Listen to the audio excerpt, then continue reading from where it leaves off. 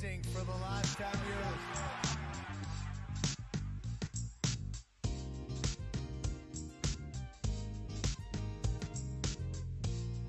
Welcome to the Mile High Hockey Lab.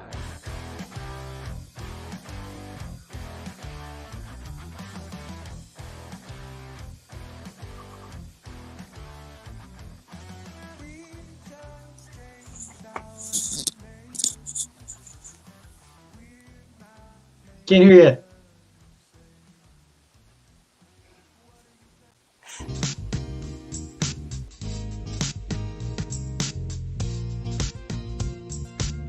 Let me start off with a Twitch feed this morning, and I got to get the whole name right. Mile High Hockey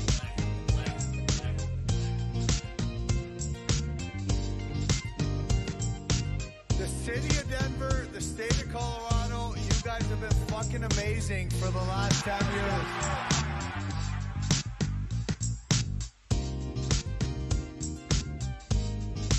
Welcome to the Mile High Hockey Lab. Let's run that back. Can you hear me now? Can you hear me now? Loud and clear. Yeah. Welcome to the Mile High Hockey Lab. And what I was saying then was that my hat was on very crooked. So I didn't realize that until I was in front of the camera. And I also didn't realize that my microphone wasn't working until we went live. So welcome to the Mile High Hockey Lab. I'm here today so far with Ezra and Jackie. I think Evan will be joining us as well. We are going to talk about trade deadline madness. That's the only way to describe what's happened so far for the Colorado Avalanche, is that it's absolute madness. So let's talk a little bit about that said madness. Ezra, I'm going to send this first one to you. Actually, you know what? Let's do this. Jackie, you were not here for the Wednesday episode, and it involved one Bowen Byram, 1-for-1 for Casey Middlestat, along with Ryan Johansson in the 2025 conditional first for Sean Walker and the 26th fifth from Philly. Just what are your initial thoughts to that, Jackie? Not a fan. Not at all. It's a panic move, and they sold low. So that's how you see it, as a panic move in terms of just using whatever it took to get that 2C. Well, I mean, Middlestat's not a set and forget 2C. Like, he has to prove that he can have that role on a contender. Like, he has to earn the trust over Ross Colton. I think he has a lot to prove. He, he's not great on face-offs. He doesn't penalty kill. It's a big ask of him, and it's not a guarantee. Yeah, and I figured that we were missing the other side of the argument for these moves when you weren't here on Wednesday, because I think the three of us were kind of in agreement that it felt like, at the very least, that the Avs had successfully gone for it. Does that at least feel like it's true? No, not no. Like I said, I mean, they could have got Sean Monahan. He's getting paid $2 million for a single first-round pick. He scored 8 goals in 13 games for Winnipeg. He could probably easily be re-signed for cheaper and shorter than what Middlestat's going to command. They're not going to have the full answer on him in 18 games to be able to play him in that role like they want in the playoffs, and then they're going to have to pay him without ever really... they're not going to have the full answer, and they're probably going to have to pay him like a 7x7 or something. So I mean, I hear you. Here's my rebuttal to that. We all wanted an RFA check, and you mentioned, getting Sean Monahan. I doubt that the Winnipeg Jets, I doubt that the Canadians would. The Avs pick isn't as appealing as the Canadians pick. That's pretty much. It's just an example. I don't know. Yeah. If that would have been, but correct. The price is, yes, I like RFAs better than rentals. Absolutely. The price was Byram, which is insane. That's where this one hurts you the most. Special talent. Yeah. They had him handcuffed to Ryan Johansson the entire year. I could put up some with you, without you charts to prove that. And they sold low on him. I mean, look what he just did with Buffalo last night. It's one game. But that proved exactly what they're going to get. You don't trade a guy like that. They had 3 years to do it. They haven't even seen what happened on his next contract negotiation. Everyone assumed, oh, can't keep him. He hasn't even had the negotiation yet. And then, everyone's been saying the cap's going to explode. There's going to be so much money. Everyone's been saying that for years. Don't know where the cap's going to be in 3 years. Yeah. You don't know what he's going to look like away from Ryan Johansson. What about other options? I mean, it's mind-boggling. The whole thing is they got into a panic. They had to clean up the Ryan Johansson mess. And they made a bad move. I think they're going to get proven it's a bad move. Okay. Like Middlestat, he's fine. He's a 50-point player, maybe 16-point player. They got another Drouin, is what they're getting. So, yeah, I wouldn't necessarily go that far, although I will honor your opinion. You really like Drouin. I That's love not even Drouin. an insult to you. I think it is in the sense that like Drouin's not a 2C, and I do think that there is potential for Middlestat to be a true 2C, and just the value that a second line center has specifically to this roster compared to a guy like Drouin on the wing, it's kind of different for me. Although I understand what you're saying because I love Bo too. It hurt to see him go, and I never I told you guys a couple of weeks ago, I'm okay with keeping Bo and Girard because I still see Bo as kind of like the forefront of our prospects, even though he's an NHLer, just based on his age and kind of how his journey is went. So, they got to see if Gulyayev or Barons or anyone, can they develop anything for D? Now their competitive advantage is gone. Can they keep both Walker and Manson, or is it going to be one or the other? Because if it's one or the other, I doubt they keep Walker. Yeah, I doubt they keep Walker after this. You're down to top 4 defensemen. Those don't grow on trees. In the summer, it's easier to get though, right, than at the deadline. So you can bring in a guy to play that position serviceably for a true rental, but at the 4D price instead of paying for a 2C rental. They're very difficult to get. There's a reason why 20 teams out there are looking for top 4D constantly. They're expensive. They're hard to get. And what about Malinsky? How does Malinsky fit into the picture now, though? He's a 60 next year. Yeah, so everyone can kind of bump up then in that regard. Yeah, and I mean, you look at what this team, like this year, they traded a guy who's playing mostly third pair minutes for a guy. He's not playing third pair minutes. He's the team's number 3D. He plays 20 seconds less at 5-on-5 than Taze. He's not playing minutes, third pair. But in terms of like what his usage against opponents, he's not playing the top players on the other teams. Matchups, he's struggling a little bit. So, I mean, yes, his potential is incredible. But Bowen Byram is a guy who I love, and I've been really excited to see develop here in Colorado. But using him as a trade piece to get a need for the roster makes sense too. It is definitely potentially going to be something where you look down the line and you're like, wow, Casey Middlestat had a much worse career than Bowen Byram.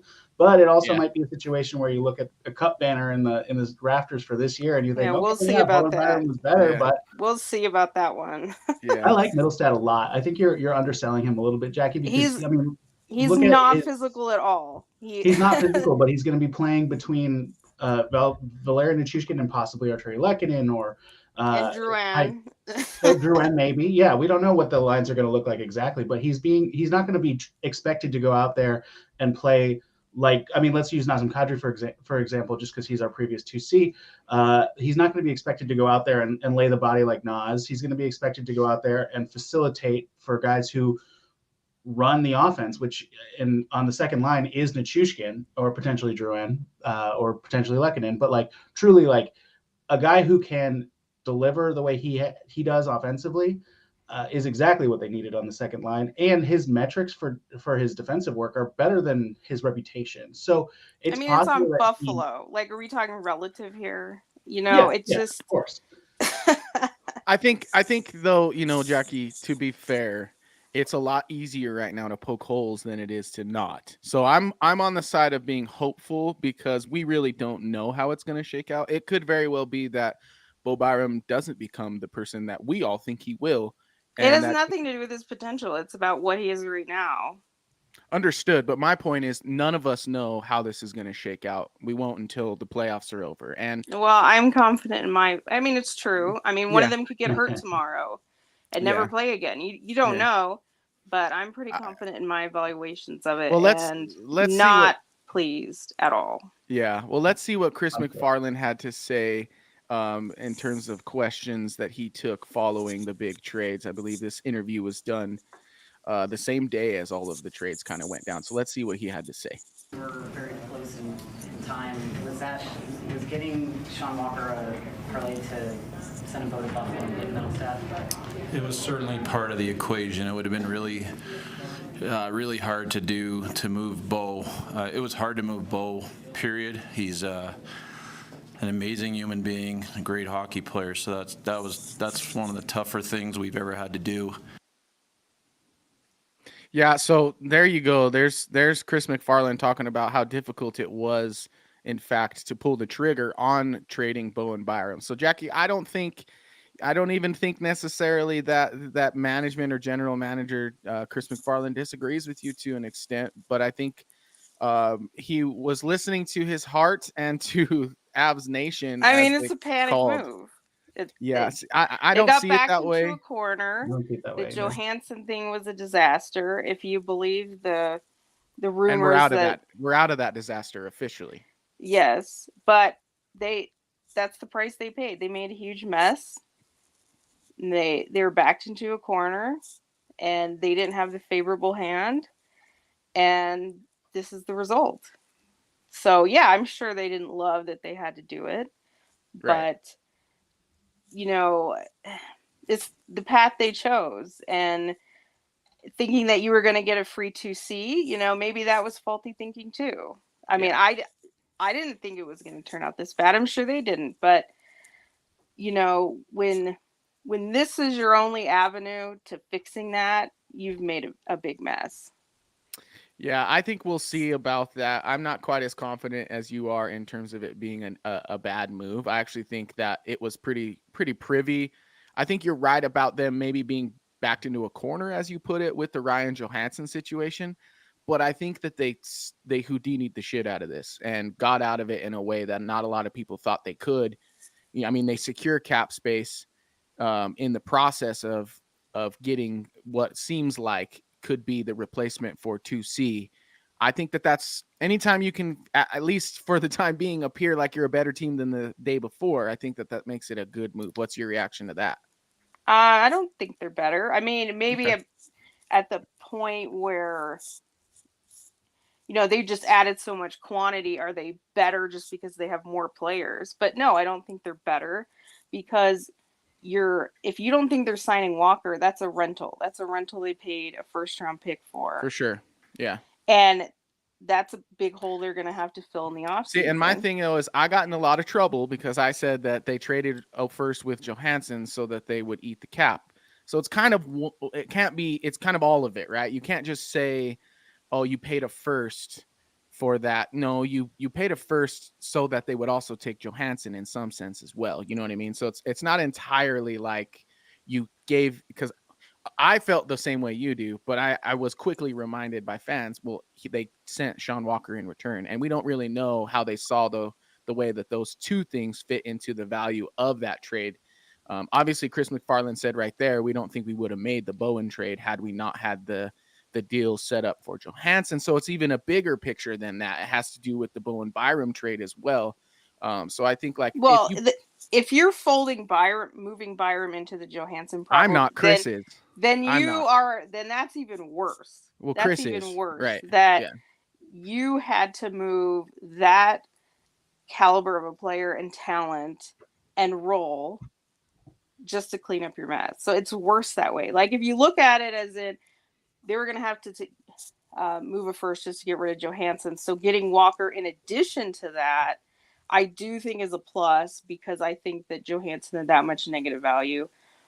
But then you're rolling both of them together and then you just undid any positive really return that you got there. Because if you're saying Johansson, who only would have been a $1 million buyout, is worth getting Byram off this team, no, you're not better. That's a line I'm not drawing though.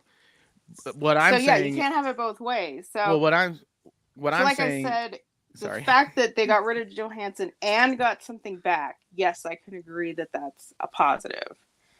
Yeah, I think we talked about like the only way that we would all feel comfortable with them moving a first round pick is if it included getting Johansson off the roster and a good return, and I think they nailed that. I mean, take the Byram part of the equation out of it, bringing in Walker for getting rid of Johansson's salary and a first. That's a smart piece of business. I think Walker's going to be a really effective third pair and up the lineup defenseman. I think he'll start out playing some of Bo's minutes, but mostly a little bit in a sheltered role while they figure out exactly who he is with Jack Johnson. But he's also the best penalty killer on the best penalty killing team in the league. So that's a huge value add, I think. And then, that's a good point. Bo, like we've said, Bo is great. We love Bo, but he has been a little up and down this year, and you're getting somebody who's been a little more consistent this year on the back end in Walker. So it feels good to me. I don't love that. I would prefer Walker to be playing with somebody other than Jack Johnson. If they're not done on defense, that'd be cool. Jack as a number 7 feels great. Jack as a number 6 feels a little shaky, but I love the way that the defense looks with Walker on it is great. The only way that I think ends up worth it is if they re-sign him and they move Manson, because then at least I think that's a possibility too. And it is. I do recognize it's possible. Then at least, you're extending your value. Then you can get something back for Manson. If they do the opposite, where they just let Walker walk and keep Manson, then you're kind of creating a bigger and bigger hole for. That's fair. For what you've moved out. So we'll see about that. I agree. I guess that in that conversation, you're looking at Manson and you have to decide whether you think Manson is a top 4 defenseman, which I think he's shown flashes of being and flashes of really not being all year. So it's the same kind of inconsistency that we've seen with Bo, but it also, we go into the I mean, everyone's been getting there too, right? Like if we're saying Byram's been saddled with Johansson, and that's why his numbers are down. I think the same is true for Manson. I haven't looked at the actual numbers, but I know I've seen the two of them out there on the ice together. So I mean, it's complete fact that Johansson and Byram were both each other's most frequent teammate. Okay, great, yeah, and regardless of that, I think it's fair to say we have to see what Manson looks like on this version of the team before we can really evaluate him. I like Walker a lot. But him and Girard as a pair would give me a little pause, just because neither of them really brings a size element to clear and a net front presence element. They're both great defensively. I'm not saying that either of them can't defend because of their size. That's outdated thinking. But it is true that you want to have a mix of skill sets on the defensive pair, and they are pretty similar guys. So having all 3 of those guys, Manson, Girard, and Walker, in a defensive mix makes a lot of sense. But pulling out one of them, it's probably Walker, just because Manson brings something that the other guy doesn't, right? Yeah. Well, my thing with Manson is he's a proven playoff performer, and that is where he has his value. And we'll see if that's true again this season, if he survives the deadline. Well, that's another issue with Middlestat. 0 playoff games versus Coldness. But he was in Cup. Yeah, but he's in Buffalo. Right. Well, okay. I know. I'm not saying that's his fault. That's entire, but that's the reality. I believe he has a lot of experience nationally, though, and I think he showed up there. I have to double check that, but I think I'm right about it. They said Jackie woke up on the no Byram side of the bed today. Yikes! That's not true. I won't let that happen, because Jackie's been on the "Don't you dare trade Bo Byram" train all season. I mean, everyone's gonna paint it like, oh, I just loved him so much. That's why. No, it has to do with value. You loved him for valid reasons. I just think it's not good. Like I said, if we were having the discussion about trading him, you had 3 years to do it. And you would have way more information. You would have had the cap, you would have had his negotiation, you would have had, does he get better away from Johansson? And let's just say everyone's had their blunders. Taves has had blunders. Let's talk about Makar's mental focus this season. Mm-hmm. And you would have seen, where 3 more years worth of information. Can you develop anybody? I'm not saying they should have never, ever traded him no matter what, but this was not the circumstance. Well, we'll find out, I guess, over the next couple of months. We'll see how it works out. We've had Evan over here. I'm not sure how many sandwiches you brought, Evan, but I am just super impressed with how quickly you are putting down your lunch so that you can participate in this trade deadline talk. Thank you for joining the program, one managing editor. I'll let you finish that bite before I ask you too many things, but I'm good, ready to go. We talked about Bowen Byram and Casey Middlestat and that trade a lot. I want to ask you if you have any reactions to kind of Jackie being on the opposite side of the fence with this trade and thinking that maybe the Avs kind of panicked in a sense. What's your reaction to that? Well, I knew Jackie would be on that side. I think I think everyone was well aware of that. I will say I understand where it's coming from, and I'll back her up a little bit in the sense of not just that move, but lots of other moves that have been made. I don't know what ones have been gone over besides the Byram one, but none. I'm looking. Okay, great. I guess we'll segue into that then. Like the move for Yakov Trenin yesterday, and moving Jeremy Hansel, moving Ben Myers earlier today to the Ducks. I believe it was a 5th round pick. I don't know. I only have my phone working on here. No, that's right. The one day I don't have my computer on me and I couldn't get off of work. But anyway, I think I will kind of back her up with the sense of like it is definitely a go in year this year. And when you look at kind of the circumstances around it this year, obviously wonderful, great. You're going for it. That's what you want to happen. But you kind of stunt yourself for the Let's rebuild future. next year. I know. I wouldn't necessarily call it a rebuild for next year, but it's more so you're stunting, I guess, the prospect pool that you have, I guess, right? I would have preferred, I guess, I don't know. I would have preferred, I guess, a Sean Barron's move versus a Jeremy Hansel one instead.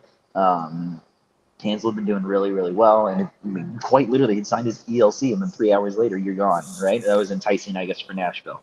But Probably I has wonder nothing to do if with it. that's the only reason why they signed him. Oh yeah, they needed a contract to move. Yeah. So I don't know. It's I do agree that you feel like you're stunting yourself a little bit. It'll be great for the time being anyway, but then you worry down the line of like, how are you going to make 5-6 new players fit into the system now moving forward, right? Especially or re-signing the all defense. of them. Exactly. I mean, we did it this year to start the regular season. Am I wrong? And they weren't good. It took a while. It took a month. They weren't good, but they are good, right? They're okay. For the most part, they've settled So in. I laugh at the rebuild stuff. It's like you still have Cale Makar for the next 6 years. But then what's the opposite of all in? Like everything's about all in, all in, all in. What does that even mean? I hate that term so much. I'm of the opinion that as long as you have Nathan McKinnon, Mikko Rantanen, and Cale Makar, you should do everything you possibly can year in and year out to have the depth that it takes to win a Stanley Cup. I mean, they're good enough to get you regular season wins, but just on their own. Which is what you're seeing, right? The reaction to the lack of dominance that we've seen in the regular season.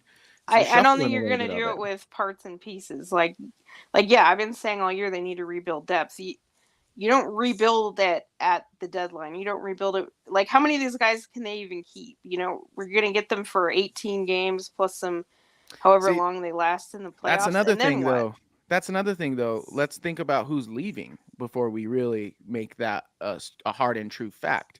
Cogliano's probably gone, right? I think it's time for him to retire. Yeah. Yeah. Kiwi Ranta, maybe. You can decide. For I don't care if he's sure. gone. Yeah. Wagner. Yeah, probably gone. Yeah. So like I'm of the opinion, like, you're right. Typically, Jackie, you don't restock the cupboard at the trade deadline in terms of depth. But I think the Avs are in a unique situation where a lot of their supposed depth that is currently on the roster will likely move on next year. Well, yeah, those guys need replacing, but these new guys aren't free either. Can you pay them? Can you keep all of them? Yeah, I don't think you need to keep all of them, but if you go into the playoffs this year and you see, like, let's use Trenin for example, Jakub Trenin. If he shows out and he seems like a perfect fit on this team, then you re-sign him and you give a shot to a Foudy or somebody else to come in and take a different job in next year. You have options here. I don't really see. But that never happens. That's why we're in this position constantly. We're always saying, "Oh yeah, these guys are going to come up and they're going to be part of the solution," but they're not.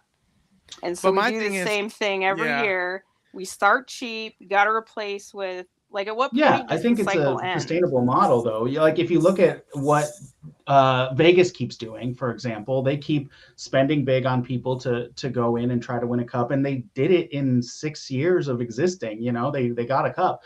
It is a way to work your roster to just keep. They're getting way finding bigger people. names too. I think Yeah. Casey Mills has a pretty big name. He's a I leading mean, I don't- scorer for the Buffalo Sabres. and he's a young guy who He can be here for a was long until time he if he didn't shows score out, in and I think he will. February, and then what? Darlene caught up to him within a point. So Darlene's a pretty great player. Yeah. he is, yeah, absolutely. But Well, let's talk a little bit about something that caught my eye on X this morning, Evan, and maybe you can confirm nor deny this, but because I see you wearing your KSE badge, so I assume you're in the joint right now as well. Was there a mystery goalie warming up at morning skate today? So I'll admit I was giving a tour when it was happening, so I didn't get a good look.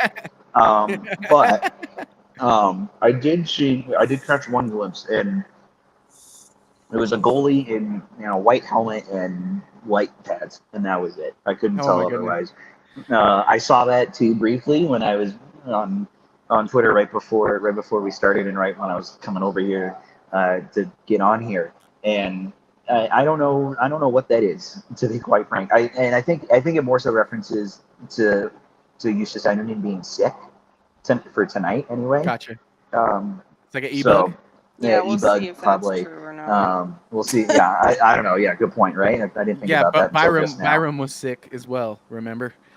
And you'd have to get Prosvetov. You'd have to call him up anyway, probably here soon if you want him down here to play. But I don't know. Why don't you? My inside source here is not. I'm not very insightful here. Well, why don't you over the next hour or so take your tours into the war room and keep your camera on for us? I'm just kidding. Totally joking. Altitude, don't kill me. But I'm intrigued by that. Very intrigued by that, because as we talked about on Wednesday, I feel like the Avs could use a backup goalie that's a veteran, as Jackie's put, that's not going to overshadow Georgiev or look like he's going to take his spot. And my guy is Jake Allen. So He's gone, man. He's gone. Oh, now, is he? Yeah. Oh, he where'd got he go? traded. New Jersey. Oh, it's just And breaking wait news. till you hear the return. Wait till you hear the return. What was it for? 50% retained, a conditional third-round pick. So they should have done it. Absolutely, is what I'm hearing. Wow. But I mean, here's the thing that I always say, because everyone always brings up what the price another team paid for someone was. And then, it's like you can't genuinely assume that the deal stays the same from one team to the next. Like if the Avs could have made that deal with the Devils, I think they would have. And if the Devils, and the Canadians, if the Canadians were down and took that offer from the Avs, I think they also would have been okay. So it's like, I just sometimes wonder if the Avs ever even were, had that offer. They have pretty good relations with Montreal. Like for sure. If we were talking about St. Louis or Minnesota, I could get on board. But Montreal, they've been pretty friendly trade-wise with Montreal. Yeah. I always say True. once a year they usually have a trade. We got Scott Wilson, who's a longtime listener. Scott, thank you so much for tuning in. Thank you to everyone who's tuned in. We currently have 538 live viewers. Yesterday we had like 1,000 live viewers, which is definitely the most we've ever had on a one day sort of thing. So thank you folks very much. If you enjoy this program, please head on over to X and follow us at Mile High Hockey and at all caps MHH_lab. And of course, all of our episodes are available on Spotify and Apple Podcasts, among other streaming platforms. So let's get to this Scott Wilson comment. Scott, we'll give you a contract. What the heck? Nedeljkovic and Kakinen are still on the market, and one less team is shopping for a goalie now that Jake Allen went to New Jersey. What are your thoughts to that, Ezra? Well, I think, both of those guys could be something. I don't really get excited about either of them. They don't bring the veteran playoff experience type mentor role that we've been talking about. It seems like what Georgiev might need. They both might be better than Annunen or more trustworthy than Annunen at this point in their careers, but also are they? I don't know. Nedeljkovic had one awesome season in Carolina and then showed that that's not his consistent level pretty quickly in Detroit and now Pittsburgh. So I'm not that excited about him. Kakkonen could be phenomenal. He's playing on a bad team and he's doing well, but I don't know. Playing on San Jose or a team like that, Chicago. I mean, you look at Peter Mrazek and you're like, wow, look what he can do here. But then you saw him on a playoff team where there were expectations and there was pressure, and he was not good in his previous stops in his career. So you just don't know about either of these guys. I don't really want to spend money on them over taking a chance on Annunen. I'm not going to be upset if they money or picks, I should say. I'm not going to be upset if they do. I think depth and is a good thing. But somebody who can be that like goalie whisperer for Georgiev or somebody, that just makes more sense to me. Jake Allen specifically didn't really excite me either, just because that extra year on his contract. I know they retained 50%, but it seems to me like the extra year on the contract is probably prohibitive to the conversation. I don't know. That's just me. Yeah, I'm not necessarily saying they should have done Allen either, but if we're talking about like the other two, if the price is cheap, then that's for sure. It's not that's terrible. What Scott said. But... He said 0 down at 50% retention, and I'm in. Yeah, for sure. Yeah. But I guess the real question is, are they actually serious about Annunen or not? Yeah. To me, I guess that's the biggest factor. Like, are they truly serious about seeing if that is going to happen? And I guess we'll see in a half an hour. Well, my bold prediction was that Jake Allen would be traded to the Avs, so I might as well just wear one now. I think that one was pretty official. Sorry. Yeah, mine was a 4C who we hadn't talked about yet. I don't know if Trennan counts. No, he's a wing, really.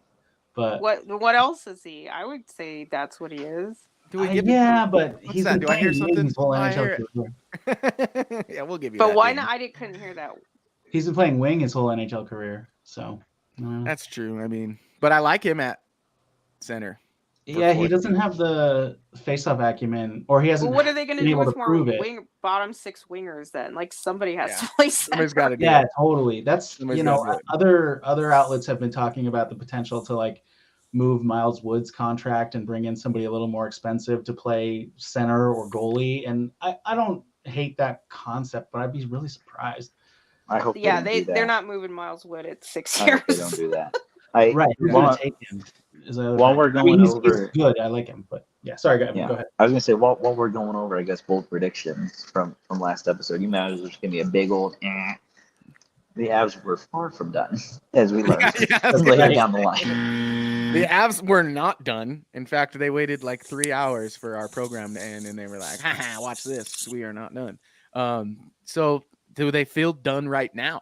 That's the real question. What time is it? It's 12:33. There's 27 minutes to the deadline strikes. But as everybody knows, they kind of trickle in after the 1 o'clock deadline. There's usually some that come here and there. But let's get into a segment that we do on our weekly edition of this show called the Breakaway Challenge. The Breakaway Challenge.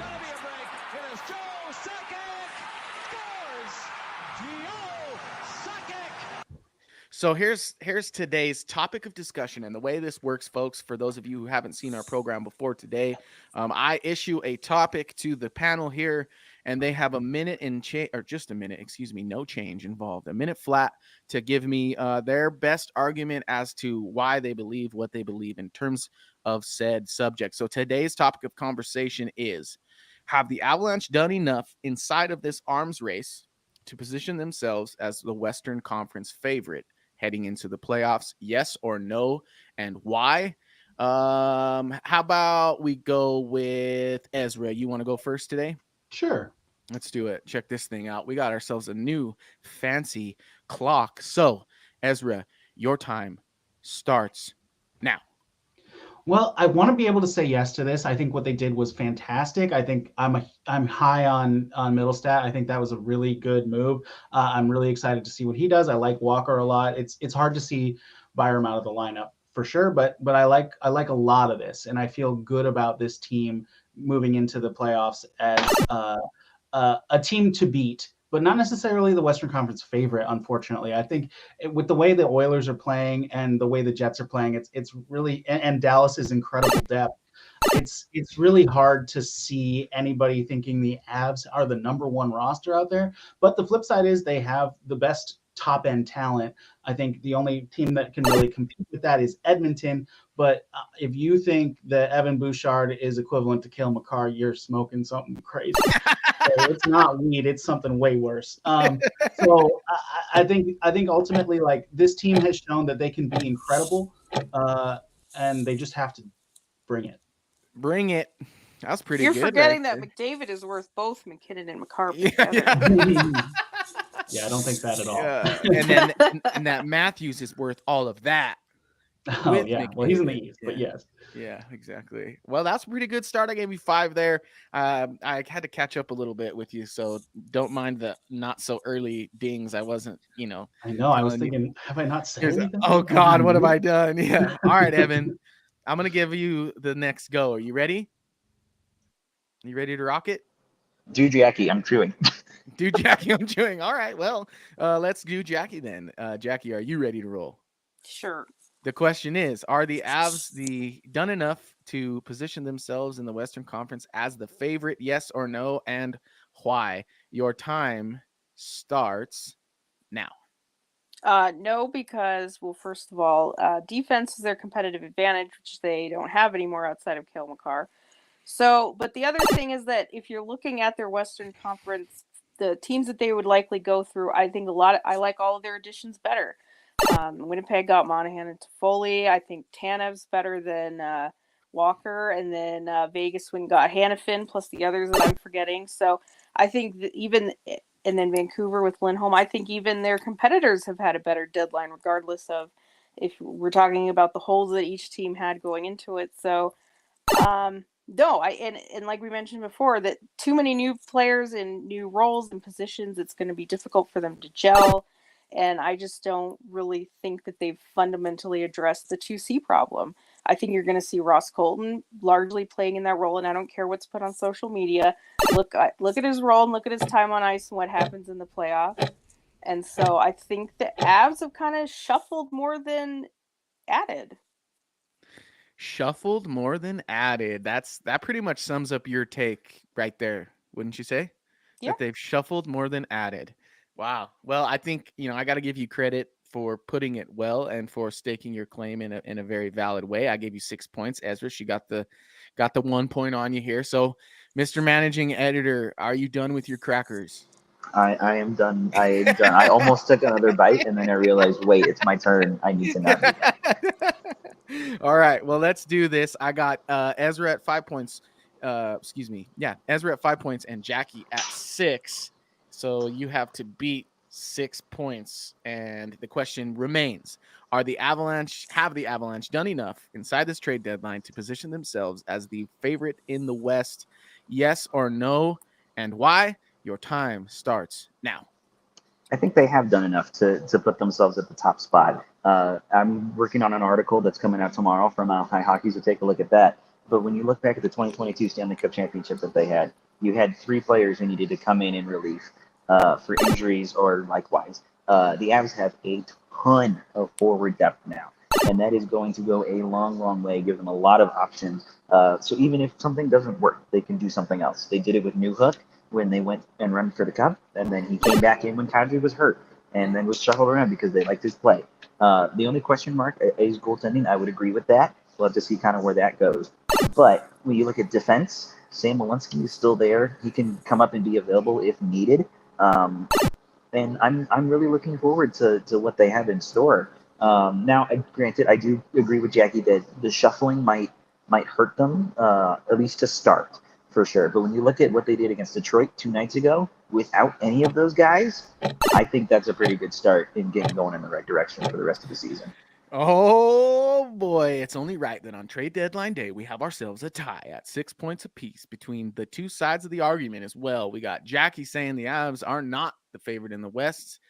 And managing editor Evan says, yeah, I think they've done enough with what they have. So Are we gonna have to do a tiebreaker here? Is that where we're at again? I think so. So let's who wants to go first? On who wants on the same topic you're saying? No. I'm gonna dish you a different one. A new topic. Okay. Yeah. Do me first because I gotta go in 5 minutes. I gotta go in 5 minutes. Okay, fair enough. So this topic then is, say the Avalanche don't. Let's put it this way. What is your barometer for success in terms of these moves? Where do the Avs have to finish at minimum, Evan, in order for this to be considered a success in your mind? Your time starts now. I think they at least have to make the Stanley Cup final. You make moves to go all in and trade Bo Byram, one of your better defenders, for Casey Middlestat, who's a young and up and coming center who is going to most likely fill that 2C role down the line. You have to build off of that, right? And if you're using what you have now, making these moves, kind of saying screw the future, the time is now. You got to go for it, right? Why wouldn't you? So I just don't know why you would do all these moves and not go for it, right? You have a career year with Nathan McKinnon, who's just on another planet right now. You still have the likelihood of Gabriel Landeskog maybe coming back, so they might want to utilize him as well with all these different players and pushing towards a cup. You still have a wild card in Nikolai Kovalenko as well, who might bring something to the playoffs that maybe somebody's never seen before. So I don't know why you wouldn't go all in when you make these moves. All right. So cup or bust for you, and why not go all in for you? I like it. Also, it a lot. you confused me. I thought we only had 30 seconds for the tiebreakers. I know, but was I not only ready have for a whole minute. I only have a minute-long clock, all right? So you No worries. I guess I'm going to have to go get that 30-second clock. I was like, oh, God, what do I talk about for the next 30 seconds? Ramble on. All right. So I gave you, let's see, 5 more points there. So that was pretty good for you in that minute. Jackie, are you ready to go? Sure. So I'm going to switch it sort of for you. I'm going to say, what do you predict the Avs and how will they finish this season, and why? So does that work for you? Sure. All right, here we go. Your time starts now. I think they're looking at a first or second round exit because that's what this team has been every year, except for the year they were a juggernaut when they won the cup. I think that is really kind of the basis and the bones of what this team is. They made all these additions, but Evan brings up Kovalenko. Do they have room for him? Is he on the bench? And they don't have any room for anybody internal. I mean, you saw Foodie score a goal, but it doesn't matter. Bye. You're gone. You're not part of it. And, do they still have the worst goaltending of the West contenders? That's a factor too. Like everyone says, oh, this makes sense if they win the cup. Well, what if they don't? Then what? Then to me, a cup or bust is crazy to me because you can't place that it's so hard to win the cup. You can't place that expectation even on an amazing team, even on the President's Cup winning team. You can't place that expectation, but yet somehow that is the expectation to justify everything that they've done. Now they have to win the cup. Good luck. Go do it. Yeehaw. If that ain't a clip, that's a clip, guys. That's a clip. We're going to clip that one for sure, Jackie. And it was enough to steal you the victory there, as I gave you one more point than I gave Evan in the overtime round. So that makes you our breakaway challenge champion, which I think is perfect. It's absolutely perfect for today's episode because of just how the mood has been with, us being on kind of opposite sides of things here with Jackie back on the panel. So since you're introducing the topic, do you have one already, or do you need some time to think about it?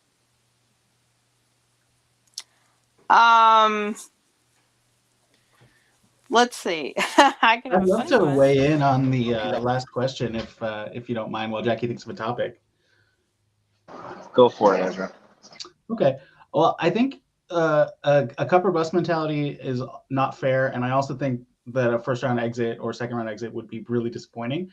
But I think ultimately for these trades to seem productive, I think you have to see Casey Middlestat show that he is a number 2 center. If that doesn't happen, then everything was for nothing, regardless of the cup result or not. If Casey Middlestat doesn't show he can win that job and do that job for a long time, that's a real problem. But what does that I mean, even look like? Like, that's more than just putting him in the lineup. Like, and what do you mean? it is hard to ask that of him. You know, I don't think it is. I think what the expectation is just, does his line win their matchups consistently? And if it does, and he gets significant minutes doing it, then does he have you've to got to win. produce? I think producing doesn't necessarily. Yes is the answer, but I wouldn't say like the only thing that matters to me is box score results. What matters to me is his line winning his matchups, or winning their matchups. And I think that's, we'll have to look. Is that contingent on him? What if he has Lehkonen and Nichushkin as his wings? Are we giving him Great, credit yeah, for that? because we didn't see Johansson with Lehkonen. I mean, because they were never in the lineup together. Bye, Evan. I think. Well, bye, Evan. We love you. What matters is that line being productive and being a line that wins their matchups. I think you can't look at any individual and say this is all because of them. Obviously, we've seen Nichushkin, whatever line he's on is good. So Nichushkin is a different beast. But like the number 2 center has to be somebody who gels with Nuke and makes that line work. And that's what I'm looking at as a barometer for success of this trade deadline. Yeah, I think he does get on the board. And sorry, I had to duck out a little bit for a second there. The baby boy was calling my name. But, my thing about the Middlestat deal is we talked about it initially as something that they would never do, and a swing that they would never take. And if they did, it just would be crazy, yada, yada. And here we are. They took the swing. And I think, like, I have a lot of confidence and a lot of faith in Joe Sakic and Chris McFarland. I think that's a big part of it. Just making a move. People just wanted them to make a move, but it never ends. See, but I don't think that Chris McFarland made a move just because the fans wanted him to. That's it's because he got screwed by Ryan Johansson. Right. Well, and I think I don't think that he's making moves to mitigate damage. I think he's making moves to make a push for the cup in what he genuinely feels as the moves that will make this team better. And, as we put it last episode, this reminds me a lot of when they traded Tyson Barrie for similar reasons.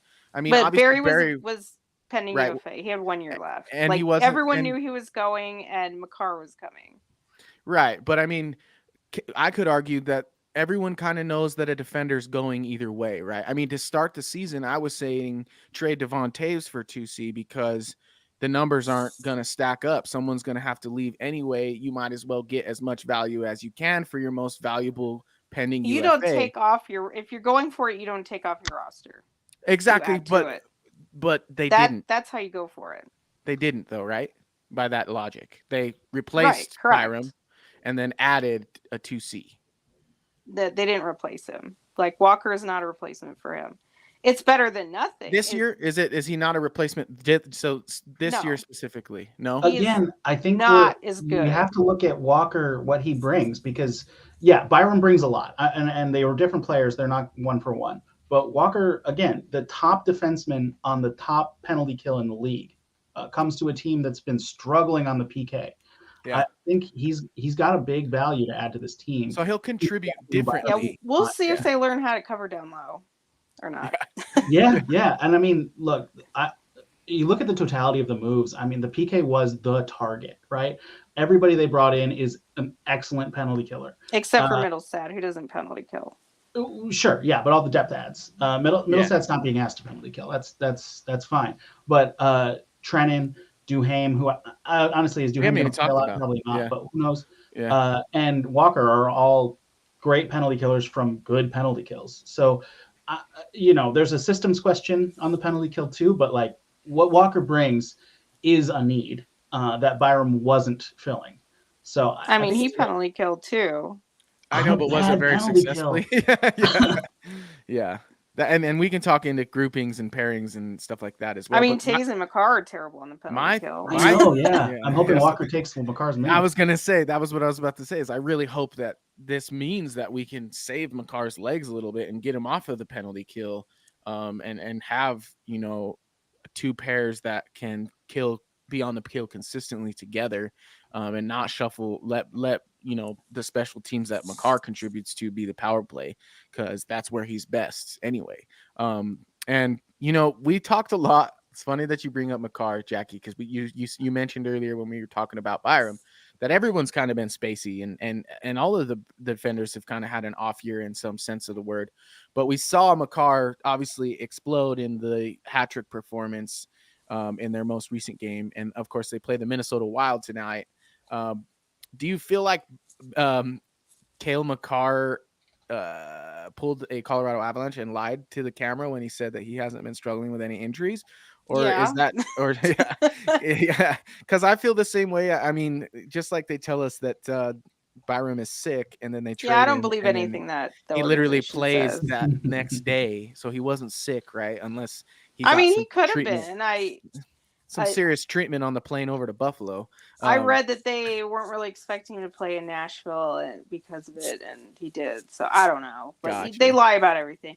But no, we've seen it with Makar. Like, I don't care what he says. Like, you see it when it happens. In the game before that, what game was that? Chicago? I don't even remember. Mm-hmm. Mm-hmm. He either catches a rut or he gets hit a certain way, or his leg twists. You could see him. He was doubled over. He went over to the bench.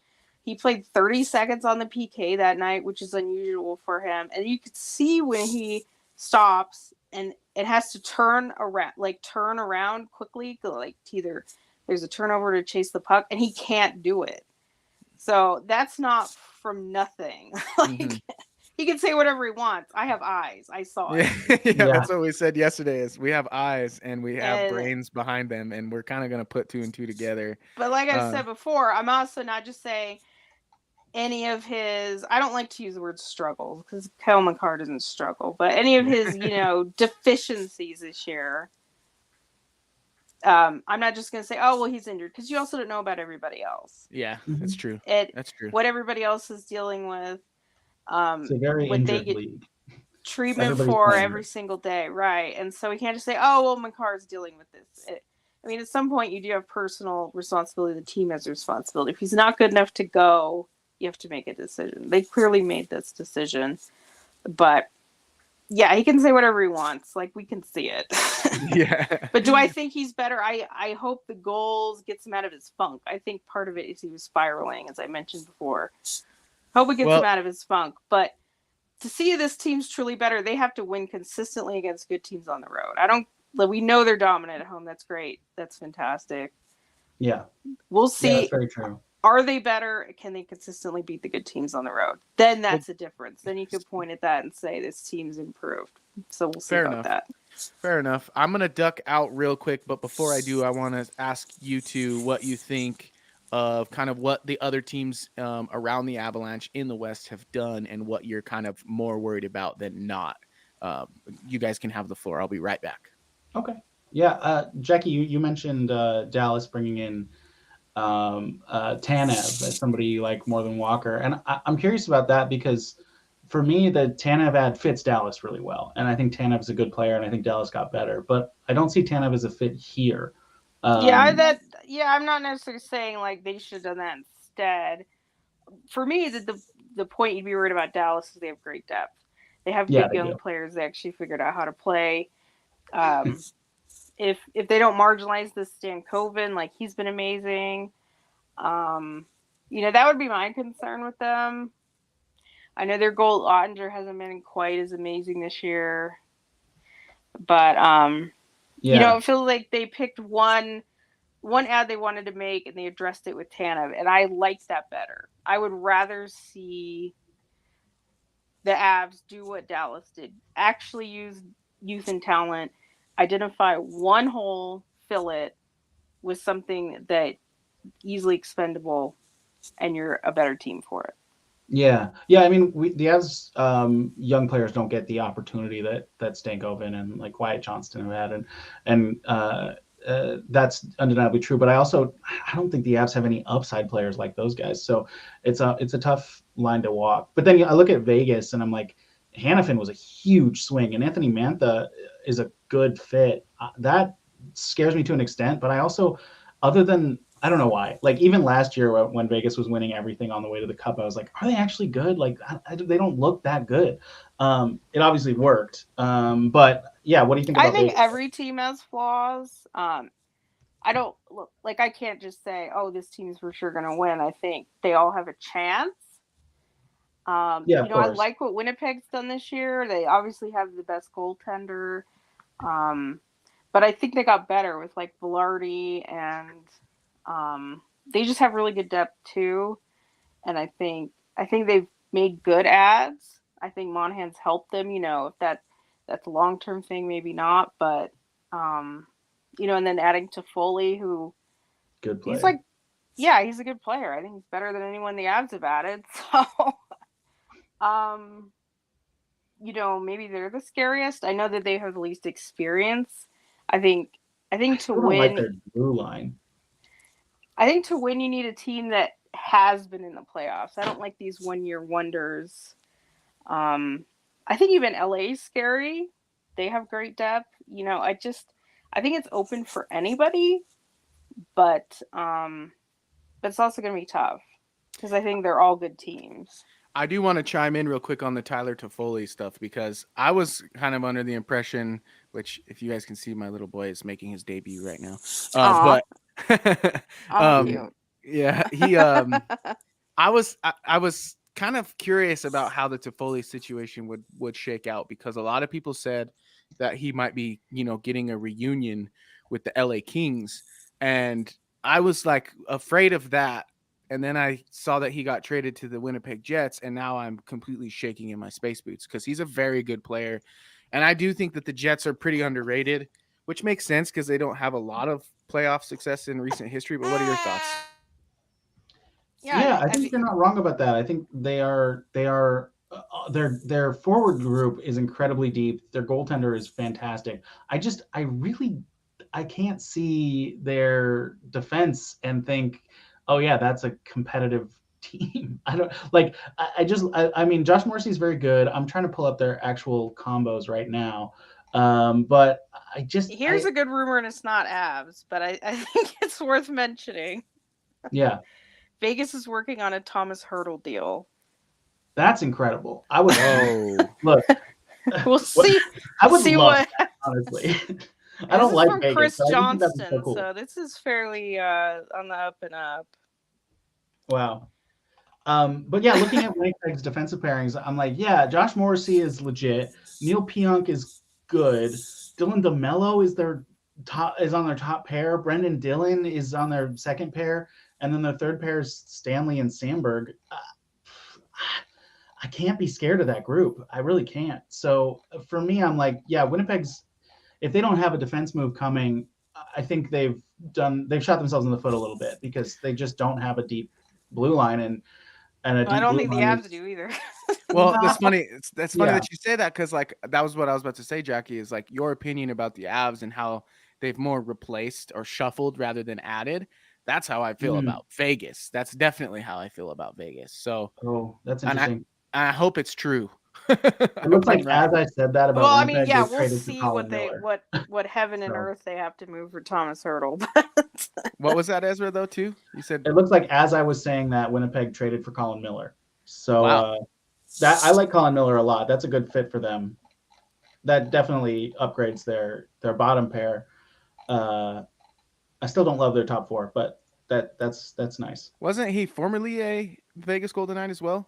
Colin Miller was, yeah. No, this is Winnipeg got him. Oh, okay. So now he's on another Western foe again because he was out east for the Devils. Correct? Yeah, he's in New Jersey. Yeah. So the Devils are they having a fire sale over there? Like, what's going on?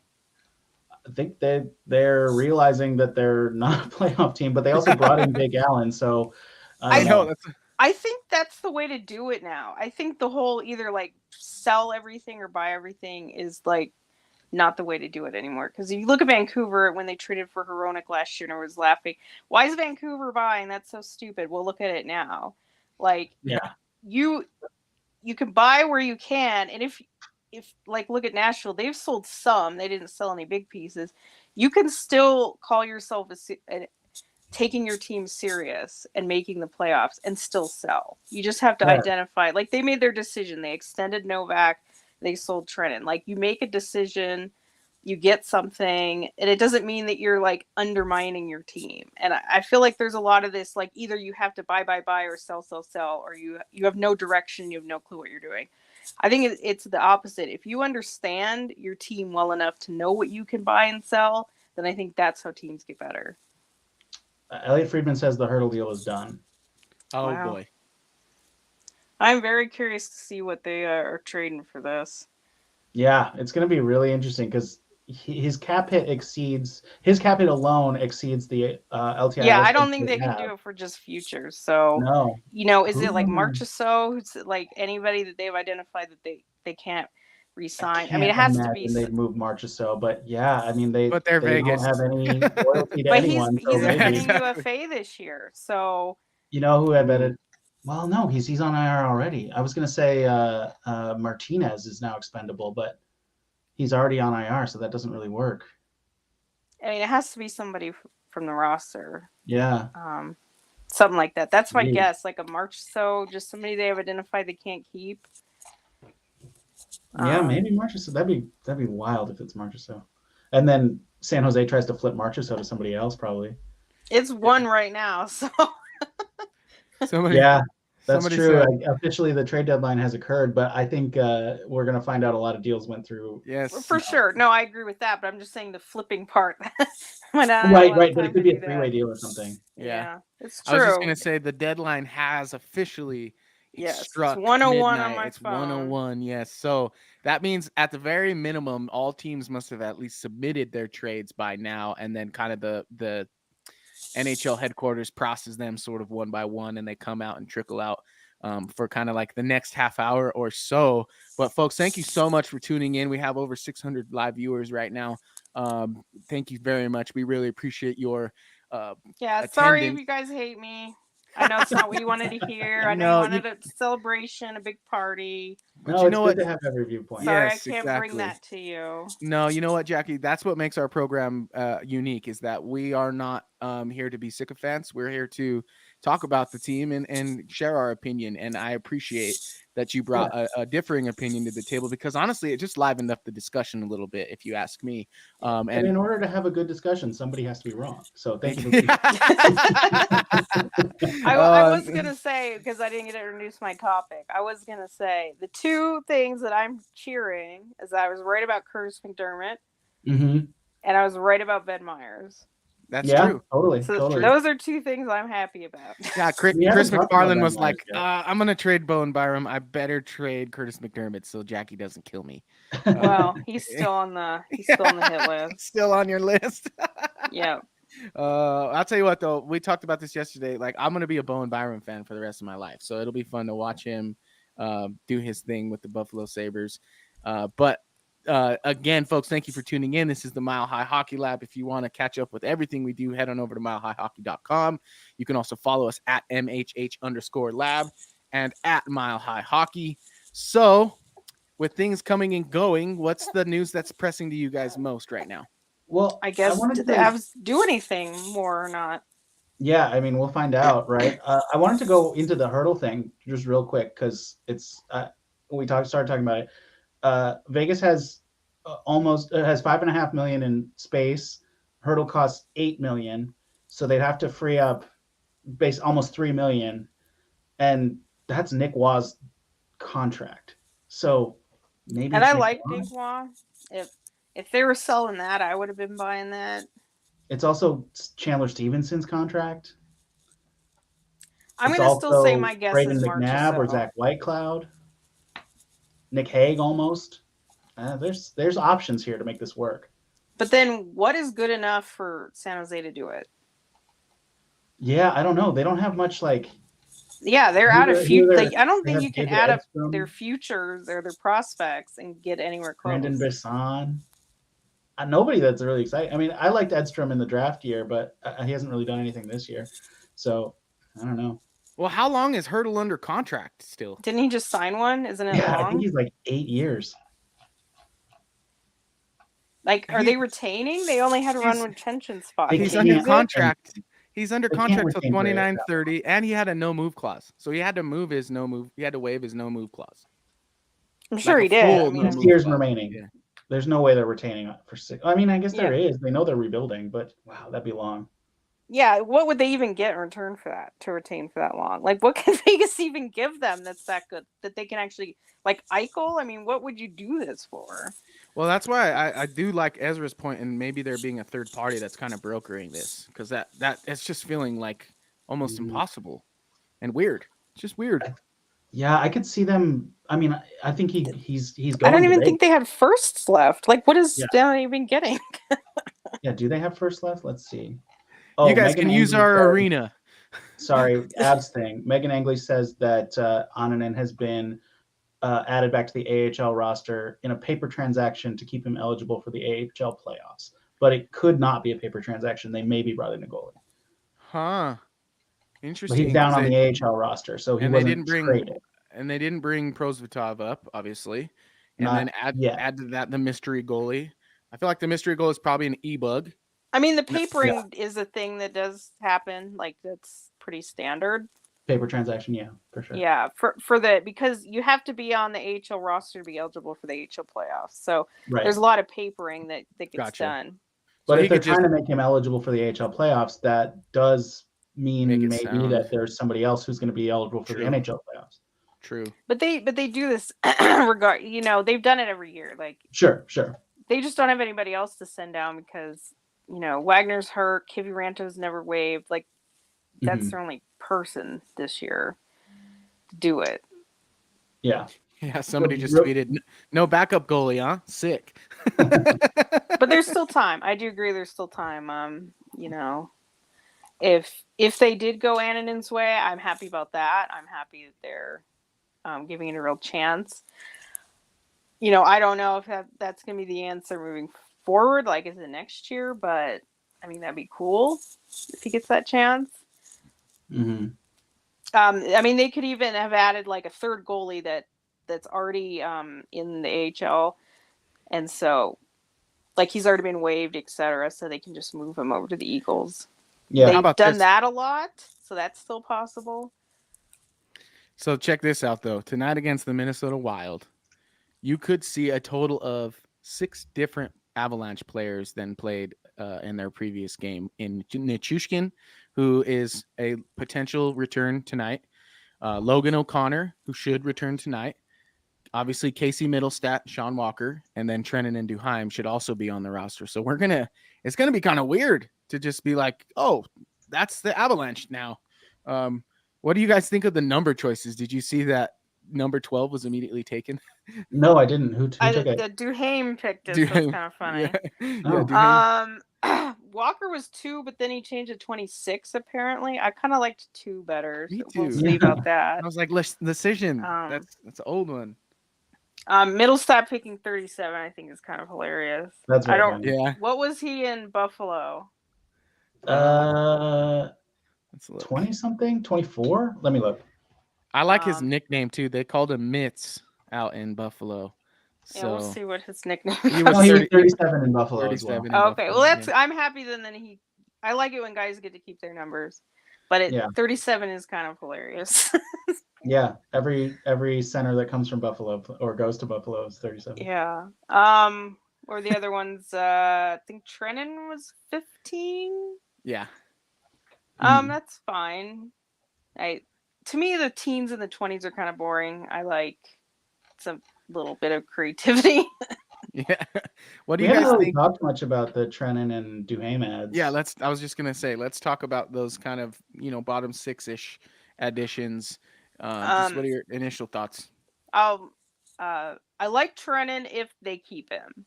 If they Okay. find a way to re-sign him. Yeah, me too. Like, it does seem like, and I think he's going to be the 4C. Somebody has to be. So, if he's the 4C, he comes as advertised, good forechecker, good penalty killer. That's good. I think that's something they need. I just hope with the price they paid that they could keep him. We'll see about that. As far as the signing Hansel, then signing and then trading him is weird. The new guy they brought in, they have to sign him by this year's June 1st. So we'll see if they even want to do that. I liked Hansel. I think it was a little disappointing. I actually think Barons is a better prospect than him. So if this means that they've decided to keep Barons and sign him and everything, maybe I like that decision better. But we'll see. As far as the Duhaime for third, I mean, I don't know. He seems like the McDermott replacement, and you had to pay a third for that. Like, couldn't you just use Kovalenko? I mean, Pat Maroon went for a sixth. Like, was this really necessary? I'm not in love with that one. Duhaime's a much more useful player than Pat Maroon, but yeah. For that role, I mean, is he even going to play if this team is healthy? It's a weird one. I feel like it's a high price for a guy who ideally is a 13th forward, but at the same time, like, injuries always happen, and if he ends up being a long-term Cogliano replacement, is it that high of a price? I think it comes in a place where I'm okay with it, but I never really liked Duhaime that much as a player. I can see how he fits here. He's Miles Wood without hands, so that's cool. I think that makes sense, but that one gives me a little problem. You can't get that out of your own system. I mean, truly. They don't have it. Whether they should have had it or not, I feel like that's what Sampo Ranta was supposed to be. But Sampo was definitely for skill. I mean, he plays a heavy game, but he's not like an agitator. I mean, what they're trying to get is like AJ Greer, which they could have had, moons ago, but decided not to do that. And then, isn't he a Bruin right now still? AJ? No, he plays for Calgary. Calgary, okay. So, well, on the Kovalenko topic, Kovalenko plays tomorrow at 7 a.m, and they are currently facing elimination. So we could know by tomorrow night whether or not Kovalenko is on his way over to the mainland. So that, like you guys are saying, and what I've seen a lot on X after these moves is like, how are the Avs going to have this many forwards? And I jokingly said, oh yeah, they're just stockpiling so they can get Sidney Crosby. But as it turned out, somebody was stockpiling to go get Jake Gensel. But that's not what I think the Avalanche are doing. I think they're just reestablishing their depth, because if you look at things the way they were before the trade deadline and the way they are now, I would say that they're deeper up the middle in particular. Would you not? Well, they definitely have more players. So in that regard, yes. Like I truly believe like Trennan could be an upgrade. That's the one that I'd feel fairly confident about. I mean, if you don't think Middlestat's an upgrade, at least. Well, you're talking about the bottom six. Oh no, I was talking about up the center depth. But yeah. Okay. Yeah. Yeah, he's replacing Johansson. Yes, he's going to be better than Johansson. Yeah. Yeah, and that's kind of what I'm saying is it's pretty crazy to me. Kind of overnight, it went from McKinnon, and Johansson and Ross Colton and Logan O'Connor or whoever down at the bottom, and now it's Trennan, Middlestat, McKinnon, and whoever you decide among what's left. So it's like exactly. So I think they've gotten way more consistent and strong, particularly up the middle. It's just kind of funny they had Foodie. He scored a goal. And I know. It's like, you're not an option, goal. Dude. And not only that, he got 10 minutes from Bednar, which I think that's significant too. But, he's a guy who hasn't gotten a year in the AHL because of his injuries. So I do understand them wanting to see him, round and deformed in the minors a little bit before they give him a shot. It's like his fourth year. Like, doesn't get a real shot fourth year in the AHL. Like, yeah, but he's. I mean, still I get young, it. Like they weren't just going to use him and not get a rental. I get that, but it's part of the bigger picture. Like, what are we doing here? Is he a real option next year? We're always talking about this. I hope so. Then, like, he's been in the AHL for 4 years, and I know that he had the injury setback. Before that, he didn't miss a single game for 2.5 years. Like, he's played there a lot. Yeah. He's had a lot of experience. And he's got 10 NHL games now and 1 point, which came in the last game, which is great. But my point is, like, last year when he got his shot, it didn't work. So Mikko had 9 NHL games and no points. Like, of course, that's Mikko Rantanen, but totally. And then once he got in the league the following year, he rocked. And I'm not saying Foodie's going to be Rantanen, but that's a pretty good track record to follow. So I got some clarity from Evan Wall via Jared Bednar. He says tonight it will be Druin, Middlestat, and Achushkin. which means it's Lehkonen, McKinnon, and Rantanen on the top line. And he says that Walker will partner with Jack Johnson. So we get some understanding, at least, as to how Bednar views the additions and kind of where they will sit. I love that top six. I love it. I do too. I think it comes down to, like, we talked about Drouin and Middlestat being a little bit similar in their player profiles, and if they fit well together, it comes down to Drouin keeping up this like effort guy role that he's been in. If he can keep that up while playing with skill with Middlestat, I think that's a good fit. And Duran's a big question too. Can they keep him? Totally. Yep. I do have on a completely off of the Avalanche topic. I have the Hurdle trade. Okay. Oh boy. They traded David Edstrom, a first round pick this next year. No, that has to be this year. Yeah, this year. Sorry. And then a third round pick this year and a third round pick in 2027. So what? How'd they making the money work? Oh, and Hurdle is retained 17%. So that 17% $8 million. Just barely. No, that still doesn't work. That doesn't work. No, That because can't be wasn't. it. There must be something else. I mean, if that That's $1 million. the That's return- 1.3 million a Hurdle's year. on IR right now. 6.6 million is what they're going to pay for Hurdle for going. So on. wait. So a guy that was a low first last year, Edstrom, right? Or was he even a second? No, he's a first. Okay, low first though. Yeah. A first this year, which is gonna be low first. And what else? And 2/3. And 2/3. Mm-hmm. So the 2/3 for the fourth liners they just got, a first and a low first got you Thomas Hurdle. Like, that's making moves. Yeah, I mean, somebody else tweeted that San Jose, of all the sellers, just got the single best return. Okay, but they also got rid of the best player. Right. Yeah, it makes sense that you would get the best return for the best player. So am I still allowed to think that the Vegas Golden Knights are shuffling, or is that officially squashed now that they brought in Hurdle? I think that's squashed. Hurdle's a good player. Yeah, that scares me, man. I didn't like playing him in the playoffs when he played for San Jose. So the Azimuth Richie, which I like a lot, but let's just say Richie a first and 2/3 for Hurdle. I do that. And didn't do the other moves. I think that'd be better. Yeah, that'd be better. Yeah, I'd agree.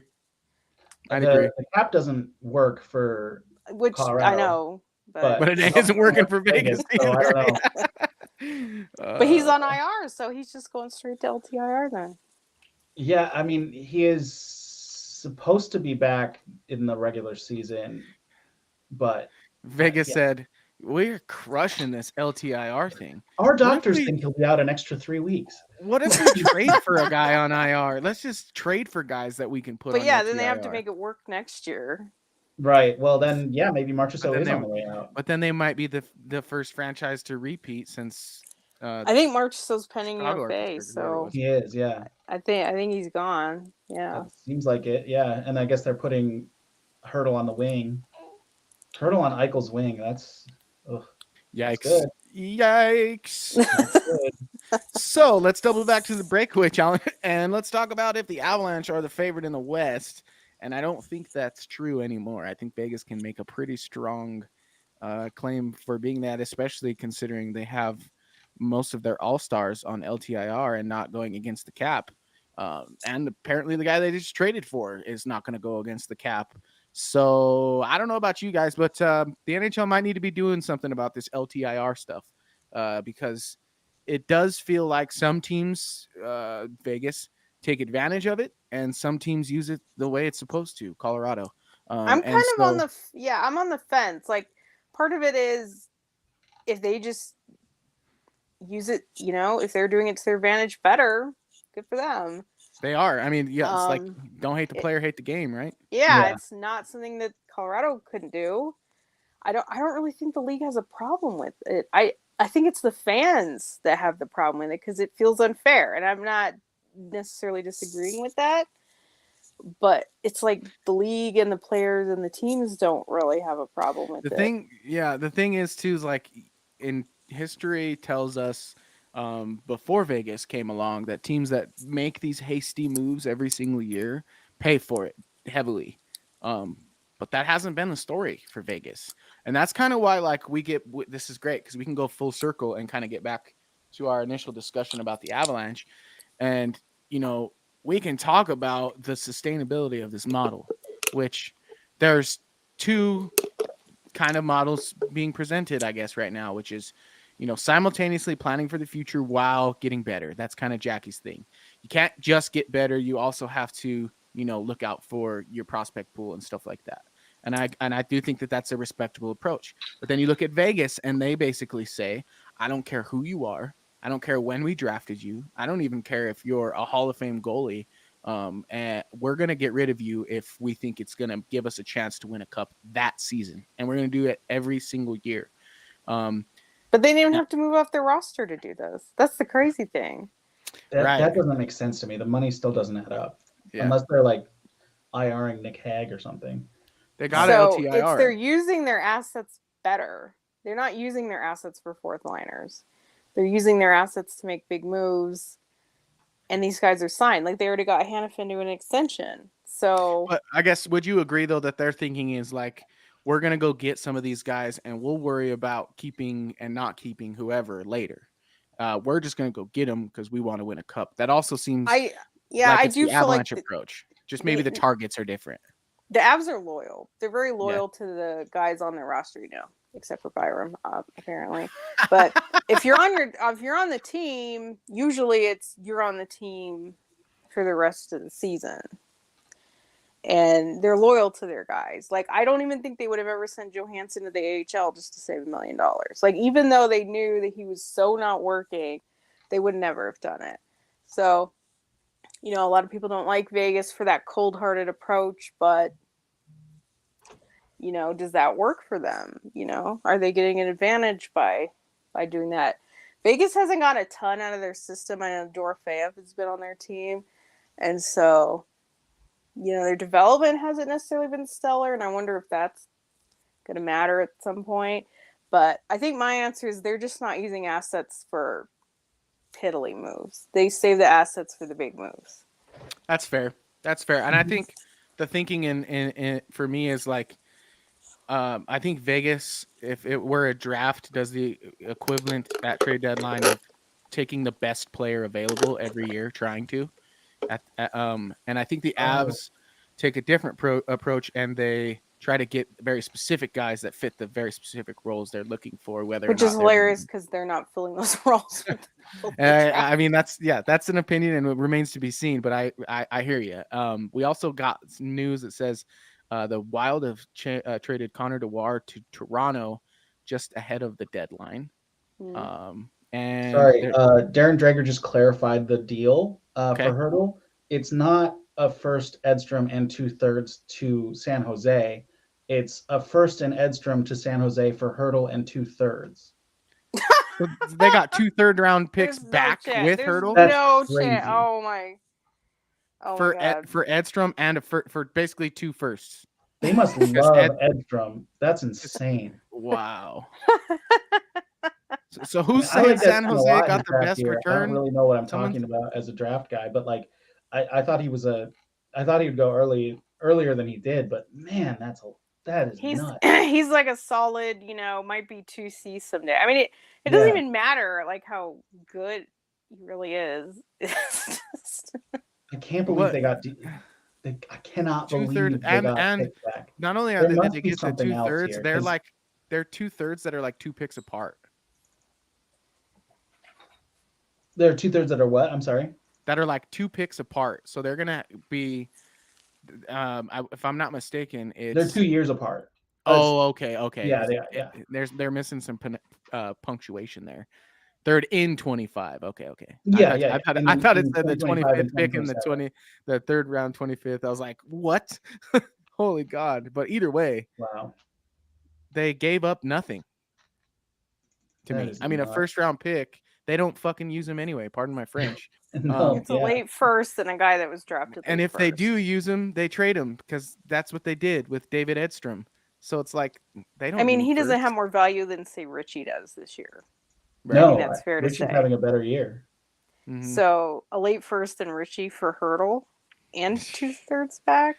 Yeah. done in a heartbeat. I mean, And I would have done it retain- with the and some third coming retain. from Colorado. Yeah. And it's not like if they're trading with Vegas, they wouldn't have traded with the Avs. You know what I mean? Yeah, no, they don't Similar care. situation. They're both probably the top two contenders in the West. Well, Vegas So- is in their division too. Man, the Wow. Avs better be hella confident that Landeskog is coming back. That's all I keep telling myself in the I back of think my next mind. year. He's not I coming know, back this year. but based on what they're doing, I'm like, please. I mean, like I said, I think they've gotten better. I don't think they've gotten as incrementally better as the other teams who are chasing what they're chasing have now officially. And so I mean, they Yeah, have more with players. Vegas like this, yeah, for sure. yeah, you've gotten better as a team individually, but like where you fit inside of the entire, big picture of the NHL kind of hasn't changed. So, man, this is gonna be some strange times. I guess that leads me to kind of the last question I'll have is, if Landeskog does come back in the playoffs, when do we need to see him like actually practicing with the team, in your opinion? I mean, I think a couple weeks at least. his injury timeline was 12 to 16 months, right? Mm-hmm. And 12 months would be exactly at the start of the playoffs. So No, it'd be mid-May. mid-May, got it okay, done, so like, right May before the 12th. playoffs start. So I think if he starts practicing around then it's realistic to think he could come back. But it'd be crazy for him to actually make it back in 12. People don't make their low end estimation very often. So Not with stuff like that. Not with injuries that have never been come back from. Exactly. Like I've heard, people beat the injury timeline all the time. It's like, okay, if they had a pulled hammy, they might. Yeah. Like, and honestly, though, they really don't. Like you remember the guys who do, but they really don't. Players, The numbers don't aren't there. very Yeah. often.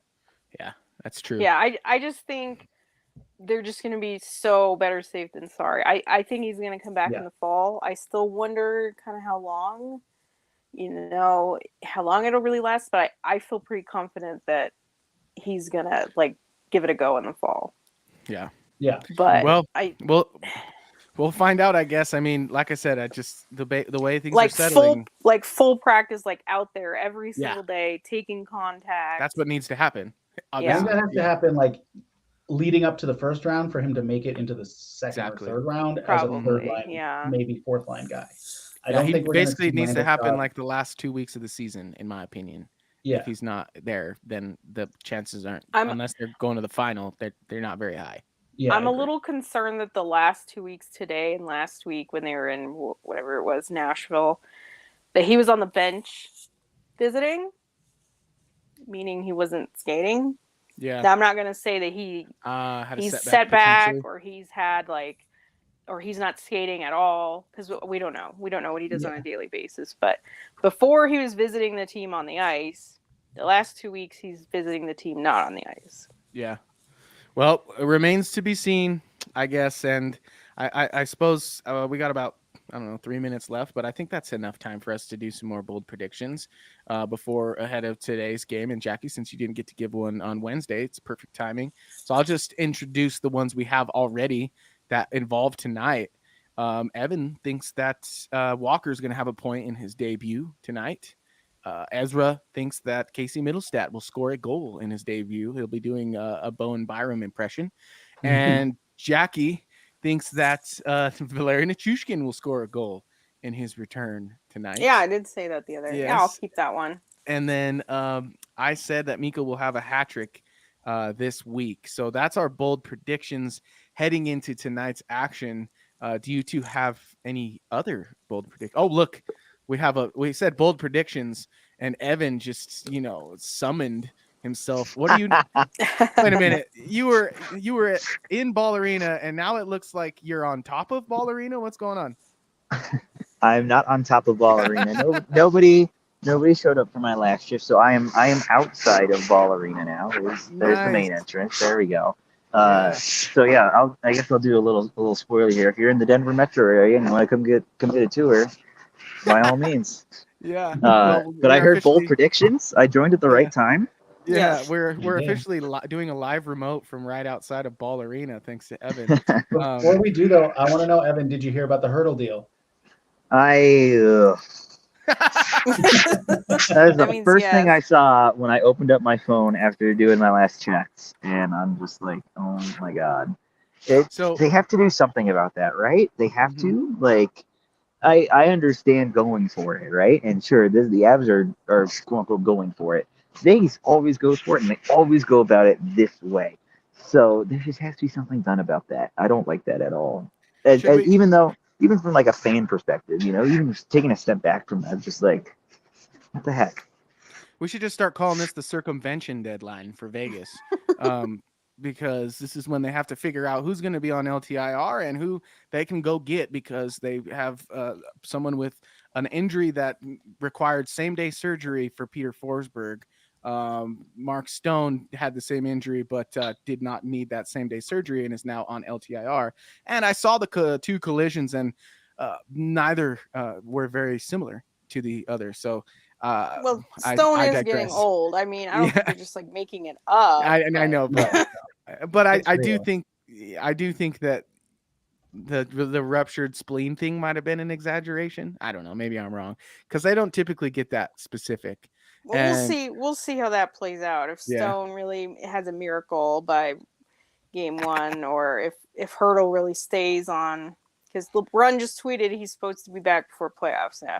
We'll see. Does he have a magical setback? I don't know. Let's see. Do we have any other last minute? Looks like the Wild got a 24th in 2026 for Dewar. And that seems like it's kind of the last one that's rolling through here. Evan, we talked about once the Hurdle trade hit the wire. Right before that, we did the breakaway challenge, obviously. And you remember my question was, are the Avs the dominant team in the West?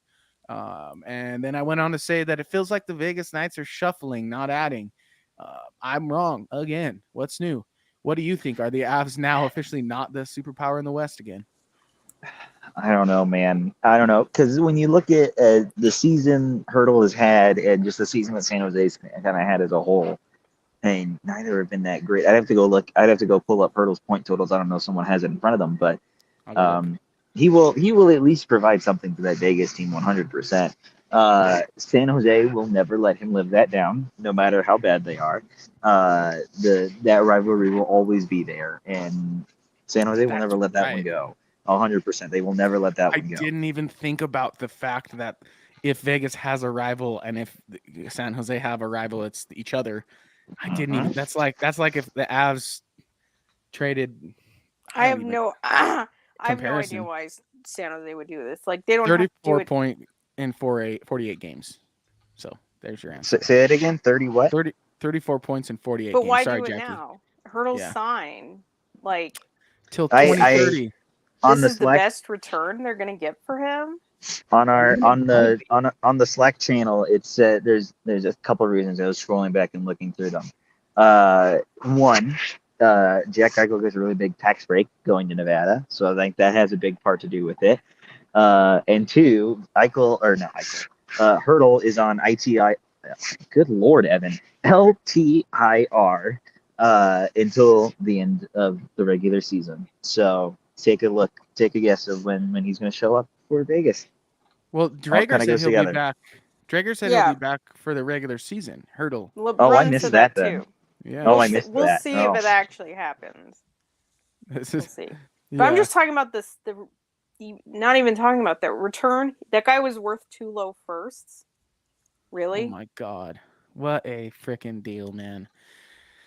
I was like, even with money retained, why would they do it now? Yeah, they're getting him. They're getting Tomas. Vegas is getting Tomas Hurdle until 29-30 for the 29-30 season for $6.6 million. For 2 low firsts. Yep.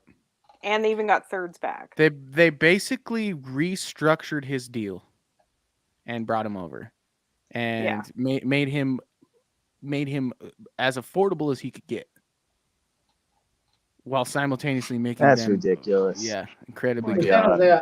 It is like an $8 million contract with 6 years left on it was going to be hard to move, right? So 2 firsts for it, I kind of get, and I guess thirds don't matter that much, so throwing them back isn't that big of a difference. But It matters when you're trading your best player. It's like when the Rockies traded Nolan Arenado and they were like, "Here's some cash on top." Like you don't need to do that. Don't get me started, Adrian. Yeah. Don't get me started, man. Oh it my was God. bad enough. San Jose fans are gonna be incredibly. I mean, teams make room for good players. Yeah. It's just. Well, I have to hit it. I don't know. Do you three have any interest in continuing as things roll in, or should we wrap it up? I think we can wrap it up. Yeah, I think so too. Evan, sorry, bro. We brought you back just so that we could tell you to go back away. That's fine. It's cold out here anyway. Yeah, I was going to say, thank you folks so much for tuning into the broadcast. We have almost 700 people tuned in live. We've been live for about an hour and a half. This has been fun. We've seen the trade deadline come and go. We've seen the Avalanche make their additions and stock up for the playoff run. Just to recap those trades, they did in fact trade Ryan Johansson and a 2025 first-round pick for Sean Walker, who will play tonight, and a 2026 fifth-round pick. We will see who that is. The trade trees are going to be wild after all this. But Bowen Byram 1-for-1 to Casey Middlestat, who will also make his debut tonight against the Minnesota Wild. Yakov Trenin with Sword for Hansel and a 2025 third-round pick. And Brandon Duheim for a 2026 third-round pick. And I believe they also traded Ben Myers for a pick. A fifth-round pick. And we've seen... Best deal of the deadline. Best deal of the deadline for Jackie right there. So that's kind of what's shaken down. I guess we'll find out how it goes with the Avs having potentially 6 players play tonight that did not play in the last contest. So we're going to see a brand new looking Colorado Avalanche team. My name is Adrian Hernandez. I'm here with Ezra, Evan, and Jackie. You've been watching the Mile High Hockey Lab. Please head on over to Spotify and iTunes. You can see our full catalog there and follow us on X at Mile High Hockey and at all caps MHH_lab. Signing off from trade deadline day and Minnesota Wild rivalry night. Let's go Avalanche. And here's to, I guess, the new guys scoring. We need a point from Walker. We need a goal from Casey and a goal from Nuke. Signing off for the Mile High Hockey Lab. Have a good one, folks. Thank you for tuning into the Mile High Hockey Lab.